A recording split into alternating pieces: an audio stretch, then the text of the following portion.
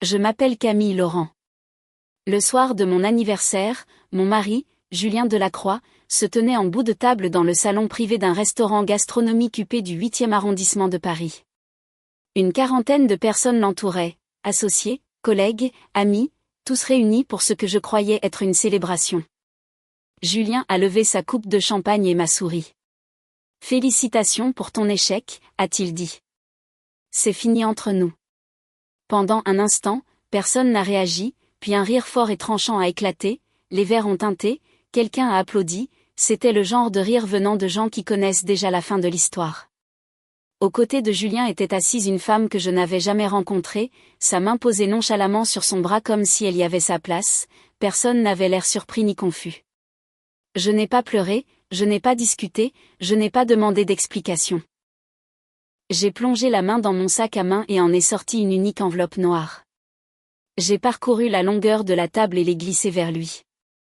Avant de célébrer, dis-je calmement, tu devrais peut-être expliquer à tes sœurs pourquoi les frais de scolarité de leurs enfants disparaissent ce soir, à tes parents pourquoi leur villa en Provence et leur voiture sont saisies, et à tes associés pourquoi le cabinet s'effondre avant même que l'addition n'arrive. Les rires se sont tus, les téléphones ont commencé à vibrer tout autour de la table, quelqu'un s'est levé trop vite et a renversé une chaise. Julien fixait l'enveloppe, son sourire figé, son assurance se fissurant. J'ai lissé ma robe et me suis détournée. En sortant de la pièce, je ne me suis pas retournée, je n'en avais pas besoin, c'était le moment où tout ce qu'il avait bâti commençait à s'écrouler. Mais pour comprendre comment je pouvais rester là si calme alors que ma vie était publiquement démantelée, il faut savoir ce qui s'est passé avant. Les années de silence, les années à me faire toute petite, les années où j'ai appris qu'être silencieuse ne signifie pas être faible. Cette nuit-là n'était pas une vengeance, c'était la fin des faux-semblants. Avant de devenir la femme de Julien Delacroix, j'étais Camille Laurent. J'ai grandi dans un petit village de Normandie où la vie s'écoulait lentement et où tout le monde se mêlait de vos affaires. Mon père est mort quand j'étais jeune et ma mère faisait des doubles gardes en tant qu'infirmière pour nous maintenir à flot. Elle m'a appris à survivre sans dire grand-chose, on se présente, on travaille dur, on ne se plaint pas. J'ai appris très tôt qu'être calme poussait les gens à vous sous-estimer. Les professeurs louaient les élèves bruyants et sur deux pendant que je restais au fond de la classe, observant les schémas et résolvant les problèmes plus vite que quiconque ne le réalisait. Les chiffres avaient du sens pour moi, ils suivaient des règles, ils disaient la vérité si l'on y prêtait attention assez longtemps. J'ai gardé cet état d'esprit pendant mes études en école de commerce et mon master spécialisé. Alors que d'autres cherchaient la reconnaissance, je me concentrais sur la construction de systèmes fonctionnels, des solutions capables de transformer l'incertitude en clarté. Je croyais que l'effort parlait de lui-même, que si l'on contribuait suffisamment, les gens finiraient par le remarquer. Avec le recul, je sais à quel point cette croyance est courante, surtout chez les femmes, on nous apprend à attendre notre tour, à être patiente, à croire que la justice arrivera d'elle-même. Je ne voyais pas la patience comme un risque, je la voyais comme de la maturité. Au moment où j'ai rencontré Julien, j'étais fière de mon travail, mais toujours mal à l'aise pour revendiquer ma place. J'étais capable mais prudente, confiante mais discrète, cette combinaison me rendait facile à ignorer et facile à aimer pour les mauvaises raisons. Je pensais construire un avenir, je ne réalisais pas que j'apprenais lentement à disparaître. J'ai rencontré Julien Delacroix pendant mes études supérieures lors d'un séminaire industriel. Il était l'un des intervenants, confiant, soigné, le genre d'homme qui parlait comme si l'avenir lui appartenait déjà. Après la session, il m'a abordé avec une question sur un modèle que j'avais présenté plus tôt ce jour-là. C'était précis, réfléchi et rare. Nous avons commencé à discuter, les cafés se sont transformés en longues promenades sur les quais de Seine, les promenades en dîner tardif où il parlait du cabinet de conseil qu'il voulait bâtir, un endroit plus intelligent, plus rapide et plus éthique que tout ce qui existait. Il disait vouloir une partenaire, pas une aide, pas un soutien, une partenaire. Je l'ai cru parce que je le voulais, parce que son ambition ressemblait à une direction et sa confiance à une sécurité. Quand il parlait de succès, il utilisait le mot « nous ». Quand il parlait d'avenir, il disait « ensemble ». Quand nous nous sommes mariés, cela ressemblait à un élan, pas à un sacrifice. J'imaginais une vie où nos forces se complétaient, sa capacité à diriger et ma capacité à construire. Ce que je n'ai pas remarqué alors, ce sont les petites omissions, comment il louait mon intelligence en privé mais s'attribuait le mérite en public, comment le partenariat signifiait toujours contribution mais jamais propriété. À l'époque, ces détails semblaient sans importance, comme des compromis mineurs que l'on fait quand on a confiance. Tout est allé très vite après le mariage, un appartement haussmannien, un cercle croissant d'amis professionnels, plus d'attente. M'installant tranquillement à ma place, j'ai endossé le rôle que tout le monde semblait à l'aise de m'assigner, solidaire, calme, fiable. Julien aimait dire que je l'équilibrais, ce qu'il voulait vraiment dire, c'est que je lui facilitais la vie pendant qu'il courait après la gloire. À l'époque, je croyais encore que la patience était une preuve d'amour, je ne comprenais pas encore à quel point la patience peut être confondue avec la permission. De l'extérieur, notre vie semblait réussie à tous égards. Julien a lancé le cabinet peu après notre mariage, des bureaux modernes à la Défense, des murs de verre, des open spaces, le genre d'endroit qui suggérait confiance et croissance. Les clients arrivaient en costume sur mesure, les investisseurs écoutaient attentivement. Le cabinet s'est développé plus vite que prévu. Ce que personne ne voyait, c'était comment ce succès était construit. Pendant que Julien passait ses journées à faire des présentations, à réseauter et à raconter des histoires sur sa vision, je restais dans l'ombre à construire la colonne vertébrale qui rendait ses promesses réelles. Des nuits tardives dans notre bureau à la maison, transformant des données brutes en modèles capables de prédire les risques et les opportunités avec une précision inhabituelle. Je ne soutenais pas le cabinet, je construisais son cœur. Le système identifiait des tendances que d'autres manquaient, il réduisait les pertes, augmentait les rendements et donnait à Julien l'assurance de parler avec audace. Chaque grand compte restait grâce à cela, chaque trimestre rentable remontait au travail que j'avais fait tranquillement et seul. Lors des réunions, Julien expliquait mon travail en utilisant un langage simplifié qu'il avait mémorisé. Quand des questions techniques survenaient, il redirigeait habilement la conversation, puis répondait juste assez bien pour que personne n'insiste. Il me présentait comme support aux opérations, parfois comme son assistante, jamais comme l'architecte. Je souriais, je servais le café, j'ajustais les diapositives. À la maison, je me disais que c'était temporaire, qu'une fois le cabinet stabilisé, une fois la pression retombée, il reconnaîtrait la vérité, que l'amour signifiait faire confiance au processus. Mais les mois se sont transformés en années et rien n'a changé. Lors des dîners mondains, les gens louaient Julien pour son génie, il acceptait les compliments facilement comme s'ils n'appartenaient qu'à lui. J'étais assise à côté de lui, hochant poliment la tête, invisible dans une pièce bâtie sur mon travail. Je me disais que la reconnaissance n'était pas importante, que le travail d'équipe signifiait un succès partagé même si le crédit était inégal. Avec le recul, je vois à quel point ce schéma est familier, des femmes portant une charge invisible dans les mariages et les carrières, croyant que la patience finira par être récompensée. Le cabinet prospérait, la réputation de Julien grandissait et avec chaque succès, la distance entre ce que je savais et ce que le monde croyait devenait impossible à ignorer. C'est alors que j'ai commencé à comprendre comment une vie peut être réécrite silencieusement pendant que vous êtes occupé à faire tourner la boutique. Le premier avertissement clair n'est pas arrivé avec une dispute ou une accusation, il est venu un jour ordinaire qui ressemblait à tous les autres. Ce matin-là, Julien s'est précipité dans la cuisine déjà habillé, téléphone en main, remarquant à peine le café que j'avais préparé. Il m'a dit qu'il avait besoin que la salle de conférence soit prête tôt pour un déjeuner avec des investisseurs et est parti sans attendre ma réponse. Au bureau, j'arrangeais des dossiers et vérifiais le projecteur pendant que deux jeunes cadres discutaient juste de l'autre côté de la paroi vitrée, ils ne réalisaient pas que je pouvais les entendre. Julien fait venir son vieil ami de fac, a dit l'un d'eux, directeur de la stratégie, gros changement. Il était temps, a répondu l'autre. Et pour elle ? Toujours à jouer l'assistante. Ils ont ri. Les mots ont frappé plus fort que je ne l'aurais cru.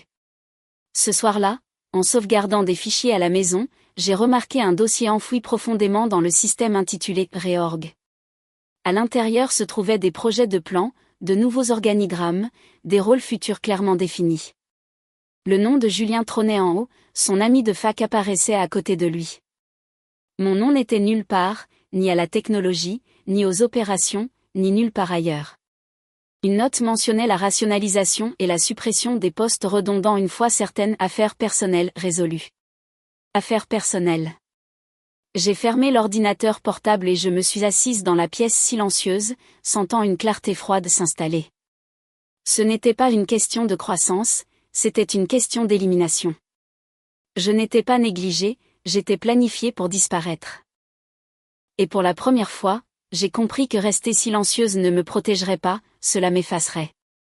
Quelques jours après avoir trouvé le dossier, je suis allée déjeuner dans un petit bistrot près du bureau, le genre d'endroit que les gens choisissent quand ils ne veulent pas être vus. Je venais de m'asseoir quand j'ai entendu une voix familière derrière moi, l'assistante de Julien parlait doucement avec une autre femme. Elles étaient assez proches pour que je n'aie pas besoin de me retourner pour reconnaître l'excitation dans son ton. Le dîner d'anniversaire est tout prêt, disait-elle, salon privé dans le centre. Il veut que tout soit parfait. L'autre femme a ri. C'est donc là qu'il va enfin le faire ? Absolument, a-t-elle répondu, il planifie ça depuis des mois, s'assurant que tout est déplacé pour qu'elle n'ait aucun levier quand ce sera fini. J'ai arrêté de manger. Elle pense encore que c'est une fête, a dit la femme. La pauvre, a répondu l'assistante, tout le monde est au courant pour Élodie. Tout le monde sauf elle. Élodie. Le nom s'est mis en place comme la dernière pièce d'un puzzle que j'évitais. Je suis restée très immobile pendant qu'elle parlait de plans de table et de listes d'invités comme si elle préparait un spectacle, car c'est exactement ce que c'était. Ce soir-là, Julien est rentré tard, il sentait légèrement un parfum qui n'était pas le mien, il m'a embrassé sur la joue d'un air distrait et est allé directement sous la douche. Je suis restée seule dans la cuisine, tenant un verre d'eau que je n'ai jamais bu. La liaison n'était pas un accident, le timing n'était pas une coïncidence cruelle, le dîner d'anniversaire était conçu, il voulait des témoins, il voulait des rires, il me voulait petite et humiliée devant tous ceux qui comptaient pour lui. Ce qui m'a le plus surprise n'était pas la trahison, c'était le calme que j'ai ressenti une fois la vérité claire. Les devinettes étaient terminées, et dans cette immobilité, j'ai cessé de demander comment sauver mon mariage, j'ai commencé à demander comment me sauver moi-même. Le lendemain matin, j'ai contacté une personne de confiance de mon passé, elle s'appelait Isabelle Martin, nous avions étudié ensemble avant qu'elle ne se tourne vers l'audit financier. Quand je lui ai dit que j'avais besoin de parler, elle n'a pas posé de questions, elle m'a juste dit où la retrouver. J'ai tout exposé, les plans de réorganisation, la liaison, le dîner d'anniversaire destiné à m'humilier. Je parlais calmement comme si je décrivais un dossier au lieu de ma propre vie. Isabelle a écouté sans m'interrompre. Quand j'ai fini, elle m'a regardé et a dit quelque chose que je n'oublierai jamais, « Camille, il ne te quitte pas. Il t'efface. » Les mots ont frappé plus fort que n'importe quelle accusation. En rentrant chez moi ce soir-là, je n'ai pas pleuré, je ne me sentais pas en colère, je me sentais résolue. Pendant des années, j'avais essayé d'être patiente, croyant que la loyauté me protégerait. J'ai enfin compris que la loyauté envers quelqu'un qui vous démantèle n'est pas de l'amour, c'est de l'abandon de soi. Je n'ai pas confronté Julien, je n'ai pas exigé de réponse, je n'ai pas changé mes routines. J'ai fait le café le lendemain matin, j'ai souri pendant les réunions, j'ai hoché la tête au dîner de famille, mais à l'intérieur, quelque chose avait changé. J'ai cessé d'essayer d'être comprise, je me suis concentrée sur la préparation, car quand quelqu'un planifie tranquillement votre élimination, la seule vraie erreur est de le laisser croire que vous ne remarquerez jamais rien. Et j'avais tout remarqué. J'ai commencé la nuit, quand la maison était calme et que Julien était distrait ou endormi. Je ne me suis pas précipitée, j'ai traité cela comme tous les projets sérieux que j'avais jamais construits, avec patience, structure et limites claires. D'abord, j'ai protégé mon travail, j'ai séparé mes systèmes du cabinet sans changer l'apparence des choses en surface. Des copies du code, de la documentation et des chronologies de développement ont été déplacées vers des disques cryptés. Les brevets que j'avais déposés des années plus tôt sous mon propre nom ont été revus et mis à jour, la propriété clarifiée. Rien de voyant, rien d'illégal, juste précis. Ensuite, j'ai créé de la distance par des voies légales, Julien n'a jamais posé de questions. J'ai formé de petites sociétés holding, des noms ordinaires enregistrés là où la paperasse se fondait dans le bruit de fond. Ce n'étaient pas des armes, c'étaient des abris, des endroits où mon travail pouvait exister sans interférence. Pendant la journée, je restais invisible, je suivais les instructions, j'assistais aux réunions, je gardais le rythme de notre vie exactement le même. Personne ne soupçonne une femme qui ne fait pas de bruit. Au fil des années, j'avais aidé la famille de Julien avec des investissements et des fiducies, des fonds d'éducation, des refinancements immobiliers. Je savais où tout était connecté, quels accords reposaient sur la confiance plutôt que sur un examen minutieux. Lors d'un dîner de famille, son père s'est plaint du prêt de leur maison de campagne. J'ai proposé une solution via un vieux contact, de meilleures conditions, moins de complications. Ils étaient reconnaissants, ils ont signé. Les sœurs de Julien ont demandé de l'aide pour optimiser les trusts d'éducation de leurs enfants, j'ai géré la paperasse efficacement. Tout semblait plus propre, plus sûr qu'avant. Ce qu'ils ne voyaient pas, c'étaient les fils qui liaient tout ensemble, des fils que seul moi pouvais tirer. Ce n'était pas du sabotage, c'était de la structure. Comme tirer un seul fil d'un pull, rien ne se passe au début, puis lentement tout se relâche. La nuit, le poids du secret pesait sur moi, il y avait des moments où je me demandais si j'étais allé trop loin. Puis je me souvenais du mot redondant. Ce n'était pas de la vengeance, la préparation n'est pas de la cruauté, la préparation est du respect de soi. Et au moment où Julien réaliserait ce que j'avais fait, il ne resterait plus rien pour lui à défaire. Une semaine avant mon anniversaire, ma mère est venue me rendre visite. Elle est arrivée par un après-midi gris avec une petite valise usée et cette même présence inébranlable qui m'avait porté durant mon enfance. Julien l'a salué poliment, puis a annoncé qu'il serait absent pour le week-end pour un voyage de golf avec des clients. Quand la porte s'est refermée derrière lui, la maison a semblé plus calme que d'habitude. Le lendemain matin, nous étions assises à la table de la cuisine avec du café et des œufs, la lumière du soleil se déplaçait lentement sur le comptoir. Pour une fois, je ne me suis pas précipitée pour nettoyer. Ma mère m'a regardé un long moment et a posé une question simple, depuis combien de temps te fait-il sentir que tu dois mériter ta place ici ? Je me suis figée. Elle n'a pas accusé ni élevé la voix, elle a attendu et c'était suffisant. Les mots ont jailli, les plans de réorganisation, la liaison, le dîner d'anniversaire, le travail silencieux que je faisais pour me protéger. Elle a écouté sans interruption, sa main posée sur la mienne. Quand j'ai fini, elle a hoché la tête. La première femme de ton père a attendu trop longtemps, a-t-elle dit doucement. Elle pensait que l'amour signifiait l'endurance. Au moment où ça s'est fini, elle avait perdu plus que de l'argent, elle s'était perdue elle-même. Elle s'est levée et m'a serré dans ses bras. Nous avons passé l'après-midi à rassembler des copies de documents, des essentiels, des choses dont je pourrais avoir besoin rapidement. Nous les avons cachés là où Julien ne regardait jamais. Quand elle est partie, elle a tenu mon visage doucement, quand tu seras prête, a-t-elle dit, tu ne seras pas seule. Après son départ, la maison semblait plus vide, mais je me sentais plus stable que je ne l'avais été depuis des années. Le soir de mon anniversaire est arrivé calmement. Julien avait disposé des robes sur le lit comme s'il choisissait un costume pour moi, il m'a dit de porter quelque chose d'approprié pour l'occasion. J'ai choisi une robe noire simple du fond de mon placard, une que je possédais avant lui, quand mes vêtements concernaient ce que je ressentais, pas mon apparence à côté de quelqu'un d'autre. Nous avons conduit vers le centre de Paris en silence, son téléphone n'arrêtait pas de s'allumer et il orientait l'écran loin de moi. Je regardais la ville défiler et sentais un calme inattendu s'installer. Le salon privé du restaurant était déjà plein à notre arrivée. Associés, collègues, amis et leurs épouses élégantes remplissaient l'espace. Chaque visage appartenait au monde de Julien, aucun n'appartenait au mien. Il m'a guidé vers mon siège près du bout de la table, sa place attendait en tête. À côté de lui était assise Élodie, parfaitement composée, son sourire bref et entendu. Le dîner s'est déroulé lentement, le vin a été versé, des histoires ont été racontées, les rires montaient et descendaient au signal de Julien. Élodie touchait sa manche juste au bon moment, une revendication silencieuse. Quand le dessert est arrivé, une seule bougie vacillait au centre de la table. La pièce est devenue pleine d'attente.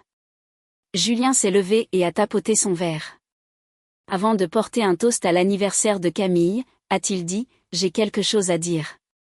Il s'est tourné vers moi. Félicitations pour ton échec, a-t-il dit, c'est fini entre nous. Les rires ont éclaté instantanément, tranchants et forts. Je me suis levée, le bruit s'est estompé alors que je marchais vers lui. J'ai plongé la main dans mon sac, sorti une enveloppe noire et l'ai glissée à travers la table. Avant de célébrer, dis-je d'une voix égale, tu devrais peut-être expliquer à tes sœurs pourquoi les frais de scolarité disparaissent ce soir, à tes parents pourquoi leur maison et leur voiture s'évaporent, et à tes associés pourquoi le cabinet s'effondre avant l'arrivée de l'addition. Le silence a rempli la pièce. Je me suis tournée et suis sortie sans regarder en arrière. C'était le dernier moment où je me suis permis d'être invisible. Je ne me suis pas précipitée en quittant le restaurant, j'ai marché dans le couloir, pris l'ascenseur et suis sortie dans l'air frais de la nuit. Mon téléphone a commencé à vibrer presque immédiatement, mais je l'ai ignoré. J'ai traversé la rue vers ma voiture et suis partie sans un regard en arrière. Je ne suis pas rentrée à la maison. Des mois plus tôt, j'avais sécurisé un petit appartement près du canal Saint-Martin via l'une des holdings que Julien n'avait jamais remarqué. Il supposait que mes nuits occasionnelles à l'extérieur étaient passées chez ma mère ou dans des hôtels bon marché. L'espace était calme et simple, il ressemblait à un endroit qui m'appartenait. J'ai fait du thé et ouvert mon ordinateur portable. Le tableau de bord s'est allumé, une notification après l'autre, permission d'accès révoquée, prêt rappelé, système se verrouillant derrière des protocoles que seul moi pouvais autoriser. La plateforme du cabinet est devenue noire, les premières sauvegardes échouant silencieusement derrière elle. À travers les fenêtres du restaurant de l'autre côté de la rue, je pouvais voir la confusion se répandre, des gens debout, téléphone collé aux oreilles, le père de Julien faisant les 100 pas, un plateau tombé, une chaise renversée. Il n'y avait aucun sentiment de triomphe, seulement de l'immobilité. Ce n'était pas de la destruction, c'était une conséquence. Pendant 2 jours, je suis restée là dans le calme, laissant la structure faire son œuvre. J'ai ignoré les appels et les messages. Le 3e matin, on a sonné à la porte. Par l'œilleton, j'ai vu Julien. Son costume était froissé, son visage semblait plus vieux que dans mes souvenirs. J'ai ouvert la porte mais suis restée dans l'encadrement. « S'il te plaît » a-t-il dit. « S'il te plaît quoi » ai-je demandé calmement. « Tout a disparu » a-t-il chuchoté. J'ai hoché la tête. « C'est ce qui arrive » ai-je dit, quand tu construis ta vie sur quelque chose qui n'a jamais été à toi. Julien n'est pas venu seul la fois suivante, des avocats ont suivi. Des emails sont arrivés remplis de menaces, d'avertissements et d'accusations destinées à m'effrayer pour que je rende le contrôle. Ils parlaient de tribunal, de réputation et de retombées publiques, comme si le volume pouvait remplacer la vérité. Je n'ai pas répondu émotionnellement. Mon avocat a répondu avec des faits, journaux de développement horodatés, dépôt de brevets enregistrés sous mon nom des années avant l'existence du cabinet, email où Julien me demandait d'expliquer mon propre système pour qu'il puisse le répéter aux investisseurs, enregistrement de réunions où mon travail était présenté comme sa vision. Les menaces ont cessé. Puis le conseil d'administration a convoqué une réunion d'urgence. Je suis entrée dans la salle de conférence vitrée, non pas comme une épouse ou une assistante, mais comme la personne qui détenait les fondations de tout ce sur quoi il comptait. Julien était assis à la table, pâle et silencieux. Son ami de fac évitait mon regard. J'ai connecté mon ordinateur à l'écran et exposé la structure de propriété clairement et calmement. Chaque système qui génère vos revenus, ai-je dit, m'appartient. La pièce est devenue immobile.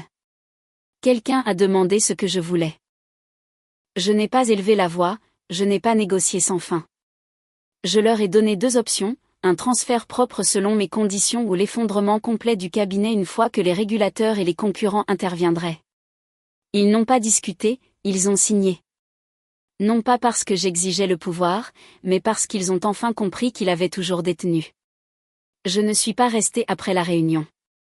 Une fois les documents signés, j'ai fermé mon ordinateur, je me suis levée et suis sortie du bâtiment sans regarder en arrière. Les murs de verre, la longue table, les échos des vieilles réunions, tout appartenait à une vie que j'avais déjà dépassée. En quelques mois, j'ai vendu le système central à un cabinet concurrent. L'affaire a fait les gros titres, mais je ne l'ai pas célébré. Le montant importait seulement parce qu'il m'achetait la liberté. J'ai loué un bureau modeste avec vue sur la Seine et j'ai recommencé sous mon propre nom, Laurent Analytique. Pas de réputation empruntée, pas d'ombre, juste le travail. Cette fois, j'ai choisi mon équipe avec soin. J'ai embauché des femmes rencontrées au fil des années qui me rappelaient moi-même, brillantes, négligées, patientes à l'excès. Des femmes dont les idées avaient été tranquillement utilisées par d'autres sans crédit. Nous travaillions côte à côte. Le crédit était nommé, les contributions étaient visibles. Personne ne disparaissait pour que quelqu'un d'autre puisse briller. Notre premier client a signé en quelques semaines, puis un autre. Les rendements surpassaient tout ce que le cabinet de Julien avait jamais produit. Pas parce que nous travaillons plus dur, mais parce que nous travaillons honnêtement. Pour la première fois, le succès semblait propre. Je n'essayais plus de prouver que j'avais ma place dans la pièce, je construisais une pièce où l'appartenance n'était jamais remise en question. C'était le vrai début, non pas d'une entreprise, mais d'une vie qui semblait enfin être la mienne. Plusieurs mois plus tard, j'ai revu Julien par hasard. C'était lors d'une conférence d'affaires dans le centre. Il se tenait derrière un petit stand pour un cabinet de conseil mineur, portant un costume qui ne lui allait plus tout à fait bien. Son sourire était poli, tendu, offert à des gens qui ralentissaient à peine le pas. Quand nos regards se sont croisés, il a détourné les yeux le premier. Je suis entré dans une salle comble pour donner ma conférence. J'ai parlé de système et de stratégie, mais aussi de propriété, de la façon dont les idées naissent souvent dans des endroits calmes et de la facilité avec laquelle elles sont prises quand la personne qui les a construites reste silencieuse. Après, des femmes m'ont approché une par une. Certaines partageaient des histoires qui semblaient douloureusement familières, d'autres disaient simplement « merci ». Avec une partie de ce que j'ai gagné, j'ai lancé une petite fondation, des bourses discrètes pour des femmes dont le travail a été négligé, une aide juridique pour protéger ce qu'elles créent, du mentorat sans égo ni condition. Je ne l'ai pas fait par colère, je l'ai fait parce que personne ne devrait avoir à disparaître pour avoir sa place. Debout près de la fenêtre de mon bureau un soir, regardant la scène devenir argentée, j'ai pensé à quel point ma vie avait changé. Je n'ai rien détruit, j'ai démantelé ce qui était faux et construit quelque chose de vrai à la place. Parfois, la trahison dégage l'espace pour que votre soi le plus vrai émerge. Et dans cet espace, on ne fait pas que survivre, on vit enfin.